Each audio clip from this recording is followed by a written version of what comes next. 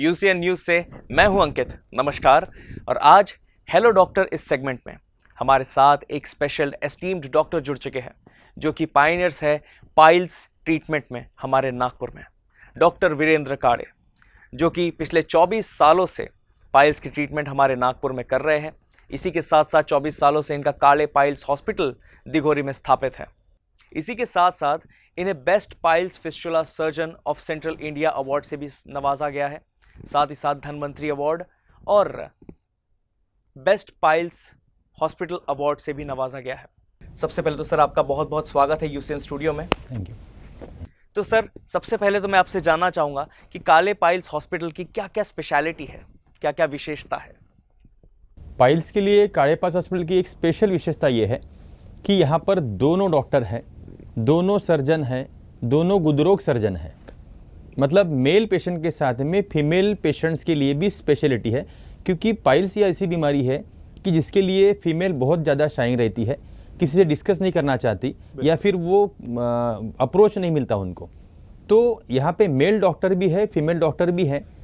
तो जैसा मेरा मतलब हमारे मैरिज के बाद मैडम का स्पेशलिटी नहीं था, 1 साल बाद ही मैडम का स्पेशलिटी डेवलप हो गया और मैडम का भी एमएस इस सब्जेक्ट में हो गया। तो फीमेल के लिए एक बहुत अच्छा मतलब जरिया हो गया कि वहाँ पर जा सके, एक्सप्रेस कर सके, पर्सनली उस जगह का चेकअप कर सके। दूसरी हमारी विशेषता ये है, हमारे यहाँ पेशेंट को डायरेक्टली ऑपरेशन हम सजेस्ट नहीं करते। हमारे ओपीडी में जितने भी पेशेंट्स आते हैं, आउट ऑफ दैट 95% पेशेंट्स, अगर मैं डेली 40 के ऊपर देखता हूँ तो 35 पेशेंट को हमारे यहाँ हम लोग मेडिसिन से ही ट्रीट करते हैं। जो पेशेंट क्रॉनिक हो चुके हैं, जिसमें कॉम्प्लिकेटेड पेशेंट है, उन्हीं लोगों को हम लोग सर्जरी बताते हैं। अदरवाइज मैक्सिमम पेशेंट हम लोग आयुर्वेदिक मेडिसिन से ही ठीक करते हैं। और पिछले 24 सालों से लोग इसी हिसाब से हमारे पास आते हैं कि यहाँ पे जाएंगे तो मेडिसिन से ही ठीक हो जाएंगे। जो पेशेंट बहुत 2-2, 3-3 साल ट्रीटमेंट ले चुके बाकी डॉक्टर के पास, वो लोग भी हमारे यहाँ आयुर्वेदिक मेडिसिन से ही ठीक हुए हैं। और इसका प्रमुख कारण है, पेशेंट को हम लोग लाइफस्टाइल सिखाते हैं, पेशेंट को हम लोग डाइट सिखाते हैं, पेशेंट को हम लोग उनको चेंजेस करते हैं और आयुर्वेदिक स्पेशलिटी वाले मेडिसिन हम लोग पर्सनली बनाते हैं, जो हर पेशेंट के हिसाब से अलग अलग मेडिसिन बनता है। तो वो काड़े आयुर्वेदिक हॉस्पिटल की एक स्पेशलिटी है। तो सर हर पेशेंट के लिए एक अलग कस्टमाइजेशन ऑफ ट्रीटमेंट होता है। बिल्कुल। तो सर बतौर एनोरेक्टल सर्जन आप क्या बताएंगे पाइल्स इस बीमारी के बारे में? ये क्या है और ये कैसे होती है और क्या क्या इसकी ट्रीटमेंट्स हैं? गुदरोग मतलब गुदमार्ग में होने वाली जितनी भी बीमारियां हैं, जैसे कि पाइल्स हो गया, फिशर हो गया, फिस्टुला हो गया, एनोरेक्टल एब्सेस हो गए, एनल पॉलिप हो गए, एनल पेपिला हो गए, साइनसेस हो गए, ऐसे डिफरेंट टाइप ऑफ डिसीजेस गुदमार्ग में होते हैं। और अब पेशेंट को तो ये पता नहीं चलता है कि गुदमार्ग में ये क्या बीमारी हुई है। तो पेशेंट जब भी हमारे पास आता है वो किसी सिम्टम के साथ आता है, जैसे कि गुदमार्ग में पेन हो जाना, चाहे वो पेन 1 मिनट का हो, 2 मिनट का हो, 4 मिनट का हो या 1 घंटे का हो। गुदमार्ग से ब्लीडिंग होना, गुदमार्ग में इचिंग होना, या गुदमार्ग से कोई स्त्राव निकलना, या गुदमार्ग से पस निकलना, या गुदमार्ग के बाजू में कोई फोड़ा हो जाना। तो ये सिम्टम के साथ पेशेंट्स हमारे पास आता है, फिर हम लोग उसको डायग्नोस करके बताते हैं कि पेशेंट को क्या प्रॉब्लम है। तो सर किन कारणों से ये बीमारियां होती है? वैसे ये बीमारी गुदमार्ग की बीमारियां जितनी भी है, near about 50 type of disorders गुदमार्ग में होते हैं। तो गुदमार्ग में का प्रमुख कारण अगर देखा जाए तो वो होता है constipation. Constipation is a main cause for all types of anorectal diseases. तो कॉन्स्टिपेशन के अलावा भी जैसे कि आपका लाइफस्टाइल है, लाइफस्टाइल में मतलब क्या है कि मॉर्निंग से आपका जो रूटीन होना चाहिए, किस प्रकार से आपका रूटीन होना चाहिए, किस समय आप खाना खाते हो, कितना आप सोते हो, कितना पानी पीते हो, आपके लाइफस्टाइल में एक्सरसाइज है कि नहीं है, इन सब बातों पे निर्भर करता है कि आपको गुदमार्ग की प्रॉब्लम होगी कि नहीं होगी। उसके बाद अगर हम डाइट की बात करें तो पेशेंट अगर डाइट में सलाद कम लेता है, अगर उसकी दिन भर की एक्टिविटी बैठने वाला ही काम है, अगर उसकी नाइट की स्लीप प्रॉपर नहीं है, उसके डाइट में अगर फाइबर नहीं है, या वो स्पाइसी फूड खाता है, या नींद बहुत कम हो जाती है, या आपका जॉब ऐसा है कि आप ज़्यादा समय स्टैंडिंग में ही आप हो, तो इस प्रकार के प्रॉब्लम्स है, इस प्रकार के कॉजेस है जो कि गुदमार्ग की बीमारियां तैयार करते हैं। तो सर सेडिमेंटरी लाइफस्टाइल भी एक हाँ, मैंने वही बताया कि आपको जैसे एक्टिविटी अगर आपकी नहीं हो, हाँ तो एक्टिविटी कम हो, जैसे आप लैक ऑफ एक्सरसाइज हो, जैसे आप एक्सरसाइज नहीं करते हो, इवन आपका भोजन का संबंध भी आपके पाइल्स के प्रॉब्लम के साथ आता है। जैसे कि नॉर्मली हम लोग बोलते हैं कि सूरज ढल जाता है, मतलब इवनिंग में सनसेट हो जाता है, तो उस समय हमने खाना खाना चाहिए और सोने का टाइम उससे 4 साढ़े 4 घंटा समय बाद होना चाहिए। मतलब 6:30 ये आपका भोजन का टाइम होना चाहिए, 6 से 7 के बीच में बोल सकते हैं हम लोग, और 11 बजे का आपका सोने का टाइम या 10:30 बजे आपका सोने का टाइम होना चाहिए। बहुत बार लोग क्या करते हैं, लेट नाइट पार्टीज करते हैं, बच्चे स्टूडेंट जो होते हैं लेट नाइट तक पढ़ाई करते रहते हैं क्योंकि खाना खा लूँगा तो मुझे नींद आ जाएंगी। तो उस मतलब वो कॉज भी है एक कि आपका डाइजेशन प्रॉपर नहीं होता, डाइजेशन आपका हैम्पर्ड हो जाता है, तो उसके कारण भी कॉन्स्टिपेशन होता है। कॉन्स्टिपेशन होने से कारण आपको फिर पाइल्स या गुदरुक की समस्या होती है। वाटर इनटेक अगर आपका कम होता है, जैसे कि मतलब एक 3 से 4 लीटर पानी फीमेल ने पीना चाहिए, 4 से 5 लीटर पानी मेल ने पीना चाहिए, और वो भी डिपेंड करता है आपकी लाइफस्टाइल पर भी। जैसे आप दिन भर बैठे हो तो आप थोड़ा सा पानी कम पिए तो भी चलेगा, लेकिन अगर आपका एक्सरसाइज वाला वर्क है या दिन भर आप कुछ हेवी वर्क करते हो या फिर फील्ड वर्क करते हो, घूमने वाला काम ज़्यादा है धूप में, या एक्टिविटी ज़्यादा हो रही है, तो आपके वाटर की क्वांटिटी बढ़ जाएगी। फाइबर में भी वैसा ही है। फाइबर में भोजन में लेते वक्त आपने फाइबर में, हम लोग हमेशा एडवाइस करते हैं पेशेंट को कि आपने फाइबर वाला भोजन लेना चाहिए, मतलब ग्रीन वेजिटेबल्स हो गए, फ्रूट्स हो गए, वो भोजन में लेना ज़रूरी है, और वो भी लेना है तो भोजन के पहले लेना चाहिए। तो ये सब बातें हैं कि जो अगर इन बातों को हम लोग अवॉइड करते हैं या इन बातों का ध्यान नहीं देते तो आपको गुदमार्ग के प्रॉब्लम होते हैं। हाँ। तो सर ये बीमारी क्या मेडिसिन से ठीक हो सकती है या सिर्फ सर्जरी ही इसका एक ट्रीटमेंट है? सबसे इम्पोर्टेंट बात यह है कि पेशेंट डॉक्टर के पास कब जाता है। अगर आप अर्ली सिम्टम लेके जाते हो तो आप डेफिनेटली मेडिसिन में ठीक हो जाओगे। अगर आप लेट सिम्टम लेके जाते हो तो फिर आपको सर्जरी करने की ज़रूरत पड़ेगी। लेकिन जैसा कि पेशेंट को बहुत बार पता नहीं चलता कि अर्ली सिम्टम क्या है, लेट सिम्टम क्या है। तो मेरा कहना यह है कि जैसा आपको एक बार पहली बार आपको पेन हुआ या बर्निंग हुआ या एक बूंद भी आपको ब्लड दिखा तो उसको इग्नोर मत कीजिए। आप डायरेक्टली जो भी पाइल्स के डॉक्टर है उनसे मिलिए, जो भी सर्जन है या फिर एंडोरेक्टल फिजिशियन है उनसे मिलिए। वो आपका गुदमार्ग का चेकअप करेंगे और उसके अनुसार आपको ट्रीटमेंट स्टार्ट कर देंगे। दूसरी बात यह है कि जब भी आपको पहले बार सिम्टम आपको दिख रहा है, एक 2 मिनट के लिए बर्निंग हुआ, तो इसका मतलब यह है कि आपको यह जो बीमारी हो रही है ये बीमारी कम से कम 1-1.5 साल पहले शुरू हो चुकी है। आज जो आपको बर्निंग हो रहा है या जो प्रिकिंग पेन हो रहा है या थ्रोबिंग पेन हो रहा है या ईचिंग हो रहा है या कोई डिस्चार्ज आ रहा है, ये कॉम्प्लिकेशन है। क्योंकि गुदमार्ग की बीमारी ऐसी होती है कि जैसे गुदमार्ग में ग्रेड 1 इंटरनल हेमोराइड्स तैयार हो जाए या म्यूकोजा लूज हो जाए या अंदर से गुदमार्ग जो है वो टाइट होता है, तो वो शुरू हो जाता है आपके 1.5-2 साल पहले से। मतलब आपके लाइफस्टाइल के कारणों से, जैसे कि आप रात को लेट खाना खा रहे हो, सो रहे हो, दिन भर एक्टिविटी नहीं है, पानी कम है, फाइबर कम है, ये जो भी कॉजेस आपके हैं ये 2-3 सालों से चल रहे हैं। उसके कारण क्या हो रहा है कि गुदमार्ग के जो 2 वॉल्स होते हैं, वॉल के बीच के गैप कम हो जाती है। बहुत बार हम स्ट्रेनिंग करते हैं या हार्ड मोशन होता है तो वो जो म्यूकोजा है वो म्यूकोजा धीरे धीरे कैनल में आते रहता है और वो बढ़ते जाता है। अब तब तक आपको प्रॉब्लम नहीं होता। जिस दिन मोशन हार्ड हो जाए और वो पैसेज कम हो जाए और मोशन रगड़ के निकल जाए तो वो अंदर में चीरा पड़ जाता है, फिर आपको बर्निंग होता है, फिर आपको ब्लीडिंग होता है, फिर आपको ईचिंग होता है। तो ये जो म्यूकोजा फूल गया, वो म्यूकोजा कब से फूल रहा है? पिछले 2 सालों से धीरे धीरे फूल रहा है। अब ज्यादा फूल गया, जैसे हम लोग बोलते हैं ना, घर का ड्रेनेज अगर ब्लॉक हो जाए तो वो अचानक ब्लॉक नहीं होता ना, वो धीरे धीरे ब्लॉक होते रहता है। और जिस दिन ब्लॉक हो जाए, पानी रिवर्स आने लगा हमारे बाथरूम में, तब हमको पता चलता है ये तो पानी जमा हो रहा है। लेकिन वो ब्लॉक होना कब से शुरू हो गया? उसी प्रकार का हमारा गुदमार्ग का प्रॉब्लम है। यहाँ पर होने वाली जो भी बीमारी है, क्योंकि आप डॉक्टर के पास सिम्टम लेके जा रहे हो कि ब्लीडिंग हो रहा है, पेन हो रहा है, बट उसकी शुरुआत हो चुकी है 2 साल पहले। मतलब जब आपको लगता है कि मुझे तो बीमारी आज ही हुई, तो इसका मतलब ये नहीं कि बीमारी आज हुई, बीमारी 2 साल पहले से शुरू हो गई, आज जो हुआ वो कॉम्प्लिकेशन हुआ। तो इसलिए अर्ली ट्रीटमेंट इज नेसेसरी।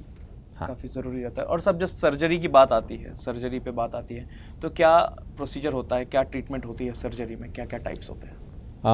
पहले तो मेडिसिन बताऊंगा। तो मेडिसिन में हम लोग यूजुअली आयुर्वेदिक मेडिसिन प्रेफर करते हैं, क्योंकि आयुर्वेद मेडिसिन की तुलना में आयुर्वेद मेडिसिन ज़्यादा बेटर है। क्योंकि अगर हम लोग देखा जाए कि समझो एक पेशेंट है जो मॉडर्न डॉक्टर के पास गया, मतलब एलोपैथी डॉक्टर के पास गया, एक पेशेंट जो है वो आयुर्वेदिक डॉक्टर के पास गया। यूजुअली गुदरोग के लिए हर डॉक्टर, चाहे वो एलोपैथी रहे आयुर्वेद रहे, वो क्या सजेस्ट करेंगे आपको कि आपको पहले लाइफस्टाइल चेंज करना है, कॉन्स्टिपेशन रिलीव करना है। तो जो मॉडर्न डॉक्टर्स होते हैं, एलोपैथी डॉक्टर्स, एलोपैथी वाले मेडिसिन वाले क्या करेंगे? पेन किलर देंगे, एंटीबायोटिक देंगे, पेट साफ करने का मेडिसिन देंगे। बट आयुर्वेद में थोड़ा सा डिफरेंट टेक्निक से देखा जाता है, डिफरेंट नज़रिए से देखा जाता है। क्योंकि हम लोग जो है वो आयुर्वेद में प्रकृति मानते हैं, वात पित्त और कफस प्रकृति मानते हैं। तो वो पर्सन की प्रकृति के हिसाब से उसको अलग अलग टाइप का मेडिसिन दिया जाता है। एलोपैथी में वैसा नहीं है। एलोपैथी में क्या होता है, एक कॉमन एक सिरप दे दिया, सबको चलेगा। माँ बाप बच्चा बेटी सब ले रहे हैं, सब ले रहे बट आयुर्वेद में वैसा नहीं है। आयुर्वेद में प्रकृति के अनुसार अलग अलग पेशेंट को अलग अलग प्रकार का मेडिसिन दिया जाता है, जिससे उसका रिजल्ट बहुत ज़्यादा अच्छा मिलता है। एलोपैथी के एक सिरप का अगर तीनों को दिया जाए तो बहुत बार वही सिरप 3 लोगों में अलग अलग इफेक्ट दिखाएगा। मतलब किसी पेशेंट में 20 ml में पेट साफ हो जाएगा, किसी को 30 लेना पड़ेगा, किसी का होगा ही नहीं।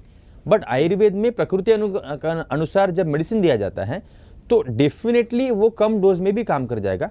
अब दूसरा बेनिफिट बताता हूँ।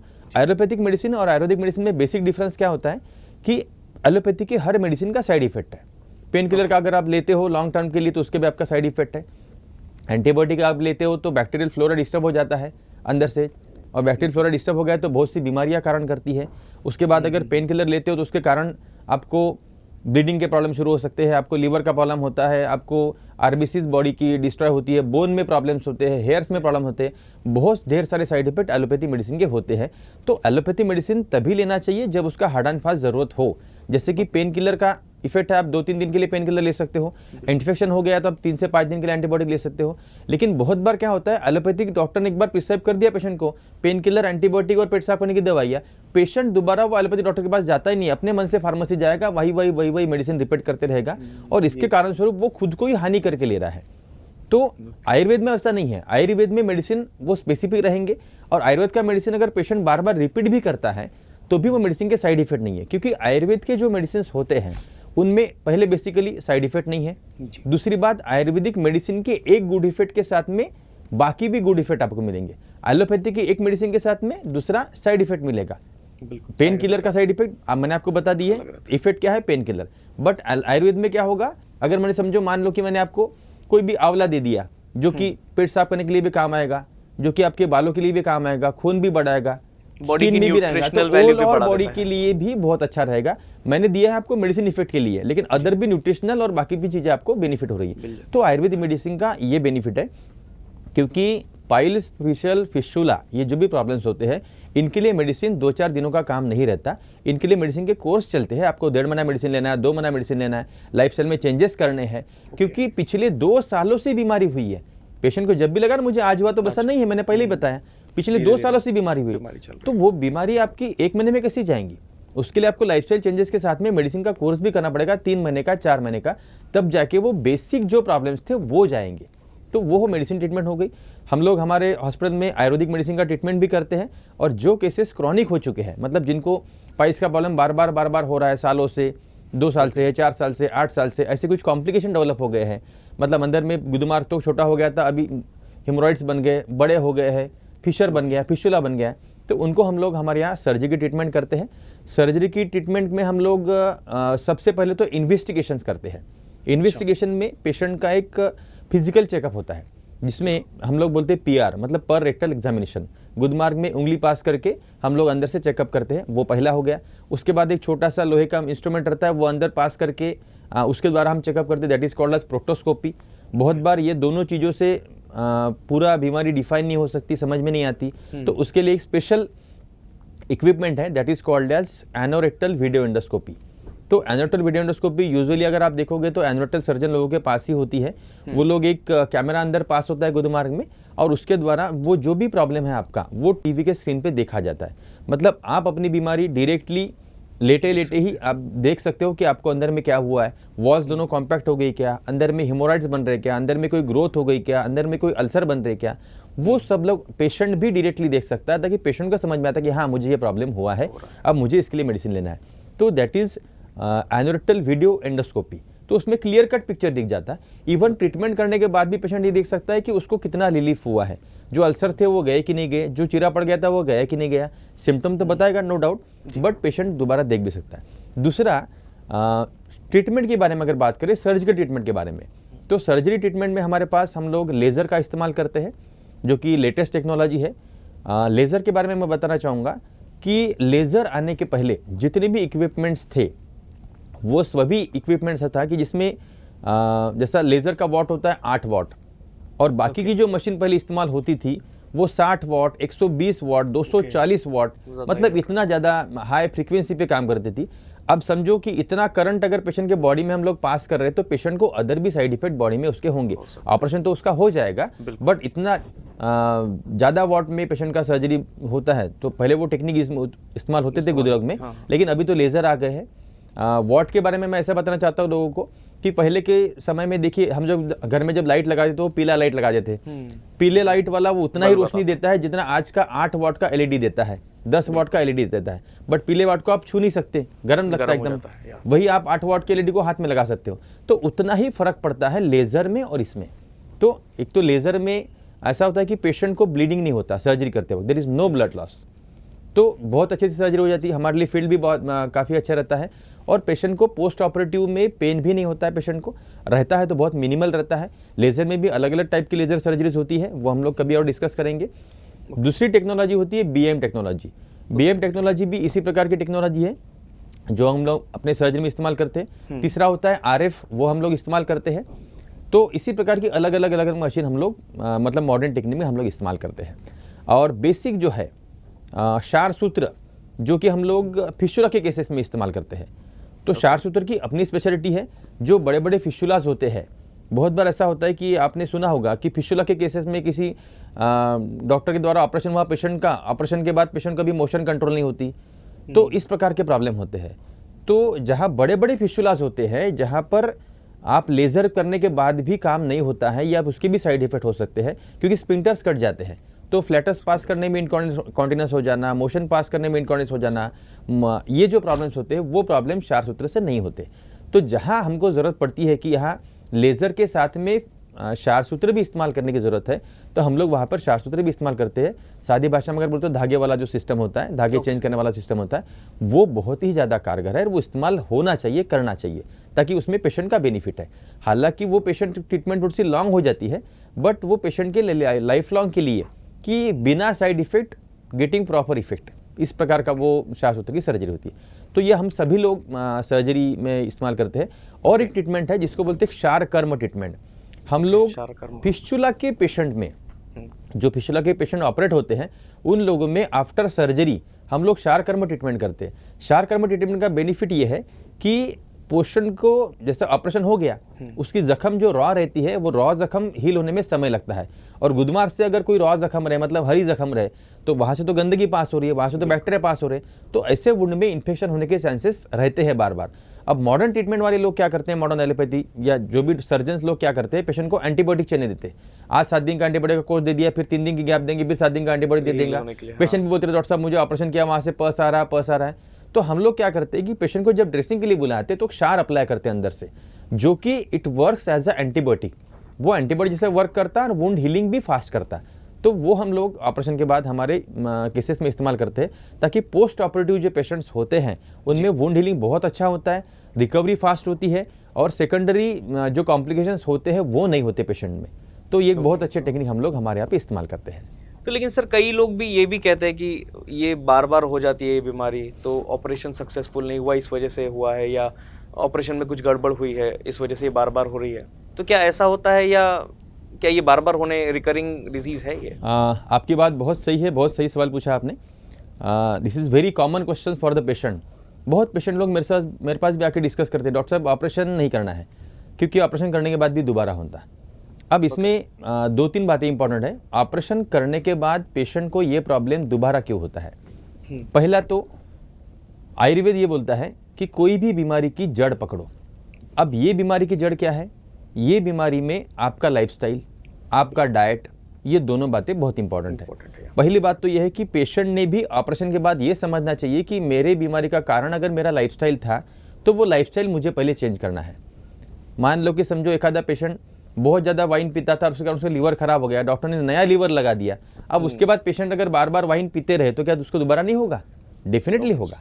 इसी प्रकार की बात है कि अगर लाइफस्टाइल के कारण ही अगर आपको ये बीमारी हुई थी, जैसे कि आपको एब्डोमेन की कोई प्रॉब्लम है, मतलब आपको एसिडिटी का प्रॉब्लम है, आपको कॉन्स्टिपेशन का प्रॉब्लम है, या फिर आपको जो भी कुछ एब्डोमेन संबंधित प्रॉब्लम्स होंगे, वो जब तक आप सॉल्व नहीं करेंगे, क्योंकि piles is a lifestyle disorder, piles is a secondary disorder, main नहीं है। किसी तो भी बीमारी का कॉम्प्लिकेशन है, आपके लाइफस्टाइल का होने वाला कॉम्प्लिकेशन है। तो जब तक प्राइमरी डिसीज या प्राइमरी कॉजेस को हम लोग नहीं निकालेंगे, तब तक ये सेकेंडरी डिसीज जो हमको हो रहा है, पाइल्स, फिशर, फिस्टुला, एब्सिस जो भी है, वो बार बार आपको होने की संभावना रहेंगी। हाँ, 1% चांसेस रहता है कि गुदमार्ग की कुछ बीमारियां है, ये है कि इसके लिए कोई कारण ही नहीं लगता।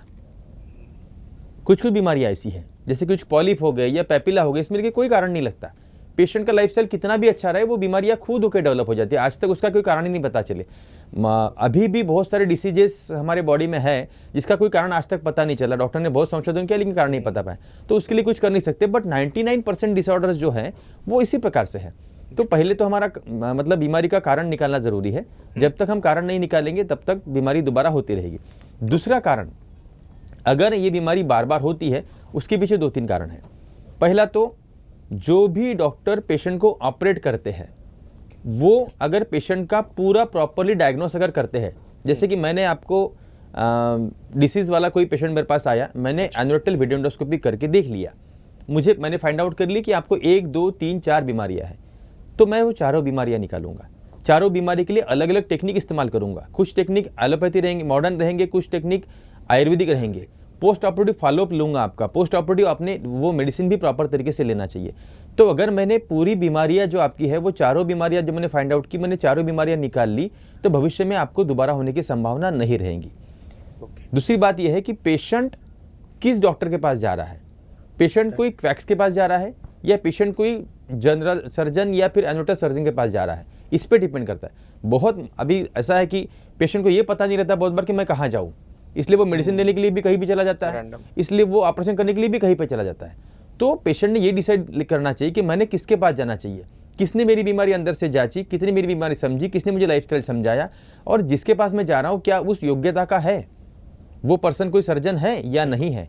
तो बहुत से क्वैक्स मार्केट में है जो लोग धागे पद्धति से ऑपरेशन करते हैं, तो उनके पास अगर आप जाके ऑपरेशन कर लेते हो तो आपको दोबारा होने की संभावना रहेगी, क्योंकि वो लोग आपको एनेस्थेसिया नहीं लगाएंगे, तो वो समझ नहीं पाएंगे कि बीमारी अंदर कहाँ तक गई रही है। बहुत बार क्वैक्स क्या करते कि बाहर का बार मास्क पकड़ के उसको धागा बांध देते, बोले कि हो गया तुम्हारा ऑपरेशन, बीमारी अंदर की जैसी कि वैसी ही रहती। ऐसे क्वैक्स के बहुत सारे पेशेंट हमारे पास आते हैं, और ये इन क्वैक्स लोगों के कारण ही ये धारणा है कि गुदमार्ग की बीमारियां बार बार होती है। तो पहला तो लाइफस्टाइल चेंजेस, और दूसरा प्रॉपर सिलेक्शन ऑफ डॉक्टर, और तीसरा है महत्वपूर्ण बात उसका फॉलोअप। बहुत बार क्या होता है कि मैंने ऑपरेशन किया पेशेंट का, उसके बाद बोलते हो भाई आपको 2 महीने तक मेरे पास आना है ताकि मैं आपको फॉलोअप ले सकूं, 1 साल बाद भी और चेकअप के लिए आ जाना। तो ये फॉलोअप लेना जरूरी है। पेशेंट बहुत बार क्या होता है, ऑपरेशन होने के बाद 15 दिन दवाई लिए, पेशेंट को पेन रिलीफ हो गया, घर में बैठ गए, नहीं डॉक्टर साहब बोले अच्छा था, मुझे कोई तकलीफ ही नहीं थी, इसलिए मैं दोबारा आया ही नहीं।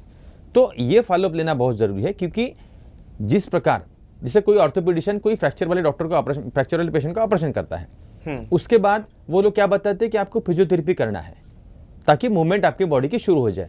उसी प्रकार गुदरोगों के ऑपरेशन में भी एक बार ऑपरेशन करने के बाद फॉलोअप में भी हम लोग कुछ बताते हैं कि आपको ये एक्सरसाइज करना है, ये आपको योगासन करना है, ये लाइफस्टाइल रखना है, या कभी एनल डायलेटर जैसी कोई चीज़ होती है जो हम लोग इस्तेमाल करने के लिए देते हैं ताकि गुदमार्ग का अंदर का शेप प्रॉपर हो। तो ये सब बातें इंपॉर्टेंट रहती है।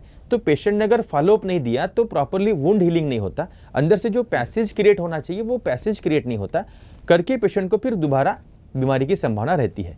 तो ये सभी धारणा के लिए इतने सारे कारण हैं जो पेशेंट ने समझना जरूरी है, बहुत जरूरी हो जाता है। तो सर एक और सवाल आपने इतनी सारी बताई, तो एक अगर लेमैन की अगर लैंग्वेज में हम पूछे तो अपने डेली रूटीन में क्या चेंजेस उन्होंने करना चाहिए, अगर आप कुछ 2 या 3 पॉइंट्स बता दें कि ताकि इस बीमारी से दूर रहा जा सके, इसके प्रिवेंशन के लिए। बिल्कुल। तो पाइल्स के प्रिवेंशन के लिए सबसे महत्वपूर्ण है कि आपका लाइफस्टाइल, मैंने पहले बताया था कि आपका लाइफस्टाइल होना चाहिए, डाइट होना चाहिए।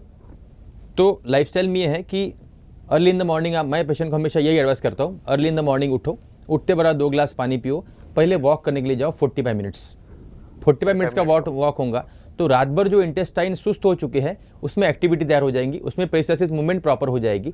वाटर इनटेक के कारण अंदर में बॉडी में जो रात भर जो आपने पानी नहीं पिया था, बॉडी को रिक्वायरमेंट है हाइड्रेशन की, तो आपका हाइड्रेशन हो गया। उसके बाद नॉर्मल में आपके डाइट में आपको जो भी लेना हो, जब भी भोजन करना हो, चाहे आप 9 बजे करो या 10 बजे करो, आपने हर भोजन में ग्रीन वेजिटेबल्स थोड़े से लो, 50 ग्राम तक लिए तो भी चलेगा। ग्रीन वेजिटेबल्स के साथ साथ आप गाजर ककड़ी भी खाओ, थोड़ी 50-50 ग्राम लिए तो भी चलेगा। और कोई भी 2 फल, तो फलों में मैं बोलता हूँ पेशेंट को कि आपने एप्पल खाना चाहिए, आपने बनाना खाना चाहिए। जो वेजिटेबल्स, जो सैलड्स आपने मॉर्निंग में लिया था, वही सेम आपको रात को भी रिपीट करना है। उसके बाद भोजन के आधा घंटा पहले पानी नहीं पीना चाहिए, भोजन के 1 घंटे तक पानी नहीं पीना चाहिए। समझो कि आपका 10 बजे आपका भोजन का टाइम है मॉर्निंग का, 9:30 बजे आप लास्ट पानी पी लो, फिर पानी मत पियो। उसके बाद आप भोजन कर लिए, 1 घंटे तक पानी मत पियो। लेकिन 1 घंटे बाद आपको हर 45 मिनट्स में आपको 1 से 1.5 गिलास पानी पीना है, ताकि आपका जो टारगेट है 4 से 5 लीटर पानी पीने का, वो टारगेट आपको बढ़ाना है। विंटर सीजन है तो थोड़ा सा पानी आप 3 लीटर 3.5 लीटर पिया चलेगा, लेकिन समर सीजन है तो हमको स्वेटिंग होते रहता है, तो हमने पानी की मात्रा ज़्यादा लेनी चाहिए, नियर अबाउट 5 लीटर तक। तो अगर आप ये सिस्टम फॉलो करोगे, शाम का भोजन भी हम लोग बोलते हैं कि शाम के भोजन में आपने सेम जो सैलड मॉर्निंग में लिया था वो लेना है, और शाम का भोजन जो है वो 6:30 या 7 बजे तक आपने कंप्लीट कर लेना चाहिए। और उसके 2 घंटे बाद आपको वॉक करना है। 2 घंटे बाद इसलिए ताकि 2 घंटे में खाना पेट में डाइजेस्ट होता है, उसके बाद वॉक करो और इंटेस्टाइन की मोटिलिटी बढ़ाओ, ताकि उसके कारण भी आपको डाइजेशन प्रॉपर रहेगा। और रात की नींद जो है वो साउंड स्लीप होना चाहिए। इसलिए हम लोग बोलते हैं पेशेंट को कि रात के सोने के 2 घंटे पहले आप मोबाइल ड्रॉप कर दो। आपका सोने का टाइम 11 बजे, 9 बजे बाद मोबाइल हाथ ही नहीं लगाना, ना टीवी देखना ना मोबाइल देखना।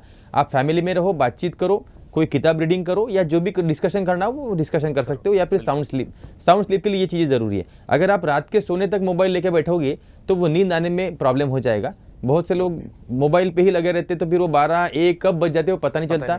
टीवी देखते रहेंगे तो सीरियल मूवी चलती रहती है, तो 2 कब बजा पता नहीं चलता। मॉर्निंग में तो उठना ही है, फिर मॉर्निंग में हैंगओवर रहता है, फिर मॉर्निंग में उठ नहीं पाते तो लेट उठते तो पूरा रूटीन ही डिस्टर्ब हो जाता है। तो 2 घंटा पहले मोबाइल छोड़ देना ये ज़रूरी है। दिन भर भी आपकी डेली एक्टिविटी ऐसी होनी चाहिए कि लॉन्ग टाइम का सिटिंग आपका नहीं होना चाहिए। आप अगर बैठते हो तो 1 घंटे के लिए बैठ गए, फिर 5 मिनट का ब्रेक, थोड़ा सा उठ जाओ, फिर और 1 घंटे बाद। अगर आप स्टैंडिंग वर्क है तो आप 1 घंटा स्टैंडिंग हो गए तो 5 मिनट के लिए बैठ जाओ। इस प्रकार का भी आपका रूटीन होना चाहिए। तो ऐसा अगर डाइट पेशेंट अगर फॉलो करे तो ये डिसीज़ नहीं होगा। दैट्स काफ़ी अच्छी इन्फॉर्मेशन थी डॉक्टर।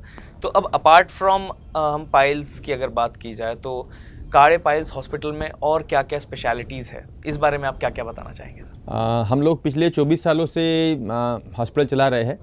तो हमारे ये पाइल्स की जो स्पेशलिटी है, उसके अलावा हम लोग ओबेसिटी की ट्रीटमेंट करते हैं, किडनी स्टोन की ट्रीटमेंट करते हैं, बिनाइन प्रोस्टेटिक हाइपरट्रोफी मतलब BPH की ट्रीटमेंट करते हैं, और आर्थराइटिस की ट्रीटमेंट हम लोग हमारे यहाँ करते हैं। ओके सर, तो क्या क्या ट्रीटमेंट उसकी प्रोसीजर होती है, क्या क्या सिम्टम्स होते हैं, थोड़ा शॉर्ट में आप बताना चाहेंगे? हाँ, ओबेसिटी के बारे में अगर करूँ तो ओबेसिटी मतलब हमारा फैट, बॉडी में फैट डिपॉजिशन ज़्यादा हो जाना। नॉर्मल ऐसा है कि जो मेल के लिए एक 15 से 20% तक का बॉडी में फैट होना ठीक है। फीमेल के लिए 25 से 30% मैक्सिमम ये फैट होना ज़रूरी है। उससे ज़्यादा अगर हमारे बॉडी में फैट होता है डिपॉजिट, तो उसके बहुत सारे साइड इफेक्ट है। ओबेसिटी यही एक प्रमुख कारण है सभी बीमारियों का। मतलब अगर आप पूछेंगे कि किडनी स्टोन का प्रमुख कारण क्या है, ओबेसिटी। BPH का प्रमुख कारण क्या है, ओबेसिटी। इनफर्टिलिटी का प्रमुख कारण क्या है, ओबेसिटी। तो इसलिए इवन पाइल्स का कारण में भी ओबेसिटी है। तो obesity is a root cause of all diseases. Cardiac कोई प्रॉब्लम हो रहा तो उसका भी कारण ओबेसिटी है। तो इसके लिए हम लोग, जैसा मैं पिछले 24 सालों से लोगों को लाइफस्टाइल मैनेजमेंट सिखाते आ रहा हूँ, उसी प्रकार से ओबेसिटी में भी लाइफस्टाइल मैनेजमेंट ही हम लोग सिखाते हैं। 2 प्रकार के फैट हम लोग मानते हैं, एक तो सबक्यूटेनियस फैट और दूसरा होता है विसरल फैट। तो जैसा हम लोग बाहर से मोटे दिखते हैं, वैसे 2 ऑर्गन के बीच में, बॉडी के ऑर्गन के बीच में जो फैट जमा होता है वो हमारे अदर बीमारियों को चैलेंज करते हैं। तो इसीलिए ओबेसिटी का हम लोग ट्रीटमेंट करते हैं। ओबेसिटी में हम लोग स्पेशली आयुर्वेदिक नेचुरल तरीके से ही ट्रीटमेंट देते हैं। पेशेंट को डाइट बताते हैं हम लोग, लाइफस्टाइल चेंजेस बताते हैं, और मिनिमम आयुर्वेदिक एक आधा मेडिसिन देते हैं पेशेंट को, जो कि उसका फैट बर्नर जैसा काम करे। बट मेन तो हमारा कैलोरी इनटेक और कैलोरी आउटपुट पे हम लोग काम करते हैं, क्योंकि ओबेसिटी का प्रमुख कारण वही है। Obesity is just like the saving bank. आप खाना खा रहे हो, जितना ज़्यादा मतलब कैलोरी इनटेक ज़्यादा है और आउटपुट कम है तो बॉडी में डिपॉजिट होना है। बैंक में पैसा ज़्यादा डाल रहे हैं, निकाल रहे कम हो, तो क्या होगा, सेविंग अकाउंट हमारा बढ़ेगा, उसका FD कन्वर्ट हो जाएगा। तो जो FD कन्वर्ट हो जाता है, वैसे हमारी बॉडी में फैट कन्वर्ट हो जाता है। तो वो है। तो लाइफस्टाइल चेंजेस कर लिए, एक्टिविटी बढ़ा लिए, डाइट कंट्रोल कर लिए। डाइट थोड़ा सा गिन के अगर कैलोरी में रहे, कैलोरी सरप्लस ना रहे, कैलोरी रिड्यूस करते रहे थोड़ी सी, तो हम लोग वेट लॉस भी कर सकते हैं। दूसरा हमारे यहाँ हम लोग ट्रीटमेंट करते हैं किडनी स्टोन का। तो किडनी स्टोन का भी प्रमुख कारण यही है कि अगर आपका वाटर कंजम्पशन कम है, जैसा मैंने पहले ही मेरे पाइल्स के वीडियो में बताया था कि वाटर कंजम्पशन मेल में होना चाहिए 4 से 5 लीटर, फीमेल में होना चाहिए 3 से 4 लीटर। अब बहुत बार लोग बोलते हैं कि इतना सारा तो पानी पीना ही नहीं होता, मुझे तो प्यास ही नहीं लगती। ये बहुत ही कॉमन कॉजेस है, मैं पिछले 24 साल से देखते आ रहा हूँ, लोगों का यही प्रमुख कारण रहता है। तो मेरा कहना यही है, प्यास लगे ना लगे आपको पानी पीना ज़रूरी है। 45 मिनट का अलार्म लगा के मोबाइल में छोड़ दो, अलार्म बजते रहेगा, आप एक गिलास उठा के पी लेते जाओ, तो आपकी एक्टिविटी होती रहेंगी। क्योंकि लोगों की एक्टिविटी बहुत कम हो गई है। अब एक्टिविटी अगर बहुत कम हो गई तो उनको प्यास लगना भी बहुत कम हो गया। जो लेबर, अगर आप देखोगे, जो लेबर काम कर रहा है, सिविल का लेबर हो, खेत में काम वाला लेबर हो, उसको तो पानी की रिक्वायरमेंट नहीं, वो बार बार पानी पीता है। लेकिन हम लोग जो ऑफिस लोग हो गए अभी 90% तो लोग अभी ऑफिस क्लास में आ गए हैं, तो वो लोग पानी नहीं पीते, तो उनके लिए पानी पीना ज़रूरी है। इसके लिए मैं मतलब रिमाइंडर लगाओ, तो पानी पीना, पानी कम पीना ये कारण है। यूरिन को रोक के रखना, ये भी किडनी स्टोन का कारण है। उसके बाद अगर आपके भोजन में प्रोटीन की मात्रा ज़्यादा है तो भी वो किडनी स्टोन का प्रॉब्लम है। लेकिन इसका मतलब ये नहीं कि हम लोग प्रोटीन ही ना पिए। प्रोटीन आपको लेना है, अलग अलग डाइट से प्रोटीन लेना है, लेकिन मेन डिपेंड करता है कि आपने मैक्सिमम वाटर कंजम करना है, मैक्सिमम वाटर पीना है आपको, तो प्रॉब्लम नहीं होगा। चौथा है एक्टिविटी। अगर आपकी एक्टिविटी बहुत कम है तो आपको किडनी स्टोन के प्रॉब्लम हो सकते हैं। उसके बाद अगर आपको कोई भी किडनी से संबंधित डिसऑर्डर्स है, यूरिन के इन्फेक्शंस है, तो वो भी कारण होता है आपके किडनी स्टोन के लिए। तीसरा हम लोग ट्रीटमेंट करते हैं BPH का, बिनाइन प्रोस्टेटिक हाइपरट्रॉपी। बिनाइन प्रोस्टेटिक हाइपरट्रॉपी का प्रमुख कारण हो जाता है यूरिन को रोक के रखना, साथ ही साथ में आपका एज फैक्टर जो BPH के लिए काम करता है। थर्ड फैक्टर होता है कि उम्र के अनुसार जो हार्मोन, जो टेस्टोस्टेरोन कम होना जाता है हमारे शरीर में, वो BPH का प्रमुख कारण होता है। तो हम लोग उसके लिए भी ट्रीटमेंट करते हैं। उसके लिए हम आयुर्वेदिक मेडिसिन देते हैं, पेशेंट को लाइफस्टाइल चेंजेस सिखाते हैं, और ये सब चेंजेस करने से BPH का प्रॉब्लम भी सॉल्व हो जाता है। चौथा हम लोग करते हैं आर्थराइटिस की ट्रीटमेंट। आर्थराइटिस में ऐसा होता है कि इसमें भी एक्टिविटी, अगर आपकी एक्टिविटी प्रॉपर नहीं है, अगर आपका कैल्शियम का इंटेक प्रॉपर नहीं है, डाइट में अगर आप कैल्शियम नहीं लेते हो, विटामिन D3 नहीं लेते हो, या फिर आपकी एक्टिविटी बहुत कम है, तो इस प्रकार के कॉजेज भी आर्थराइटिस में होते हैं। एज पर द एज ये डिसीज होता है, उसके लिए तो आयुर्वेदिक मेडिसिन बेटर है। और आर्थराइटिस तो नोन है कि आर्थराइटिस का अगर प्रॉब्लम हो तो आयुर्वेद मेडिसिन इज बेटर। तो ये सभी लोग, हम लोग साथ साथ में ट्रीटमेंट इसका हमारे अस्पताल में होता है। तो काफ़ी अच्छी जानकारी सर आपने दी अबाउट पाइल्स, और उसके साथ साथ भी काफ़ी अलग अलग जो बीमारियों की ट्रीटमेंट काले पाइल्स हॉस्पिटल में होता है, ये भी आपने बताया। Thank you so much and thank you for the treatment. 24 years से आप ट्रीटमेंट कर रहे हैं, एंड अब जो है काफ़ी अलग अलग और भी बीमारियों की जो ट्रीटमेंट काले पाइल्स हॉस्पिटल में चालू हुई है। So thanks for that as well. Okay, thank you. So ये तो थे हमारे साथ डॉक्टर वीरेंद्र काड़े, जिनके साथ आज हमने हेलो डॉक्टर में चर्चा की। ऐसी ही और भी जानकारी के लिए और भी इंफॉर्मेशन के लिए जुड़े रहिए UCN न्यूज़ के साथ।